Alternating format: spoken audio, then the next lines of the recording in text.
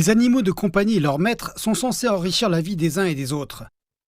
C'est ainsi que des marques du monde entier et plus de 2000 visiteurs humains ont participé à la 4e édition de la semaine de la mode PetJoy.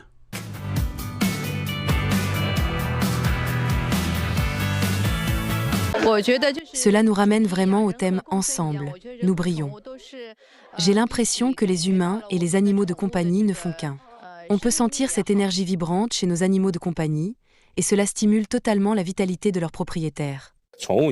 Les animaux de compagnie sont devenus de véritables membres de la famille. Ils ne servent plus seulement à garder la maison comme autrefois. Ce que nous apprécions vraiment, c'est leur compagnie. Ce lien affectif a créé de nouveaux besoins à la fois émotionnels et commerciaux.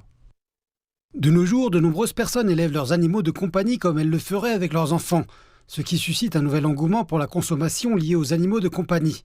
Grâce à des partenariats stratégiques avec des plateformes numériques, les spectateurs physiques et les spectateurs de streaming en direct ont pu effectuer des achats instantanés pendant les défilés, ce qui a déjà donné lieu à des résultats de vente exceptionnels. Nous sommes ici pour défiler, montrer notre mode poilu et découvrir toutes les marques présentes. Si quelque chose attire notre attention, nous l'achèterons. Je suis à la recherche d'une poussette pour animaux. Il faut que notre petite princesse chienne ait sa propre poussette. J'adore emmener mon chien à ce genre d'événement. C'est le mélange parfait pour faire du shopping, essayer des choses et les gâter sur place. La consommation liée aux animaux de compagnie s'est étendue bien au-delà de la semaine de la mode. Ces dernières années, Shanghai a connu une croissance considérable de nouveaux moyens et lieux où les gens peuvent dépenser de l'argent pour leur animal de compagnie. La ville s'enorgueillit de ses 46 parcs réservés aux animaux de compagnie qui offrent de vastes zones où les animaux peuvent faire de l'exercice en toute liberté et socialiser. À l'échelle nationale, bien que les aliments pour animaux de compagnie et les services médicaux occupent toujours une place centrale, les produits pour animaux de compagnie tels que les vêtements, les jouets et les compléments de santé se développent rapidement à un taux de croissance annuel composé de 13,6% avec des projections estimant la taille du marché à 48,4 milliards de yuans en 2025, selon le livre blanc Tendance 2025 de la mode pour animaux de compagnie.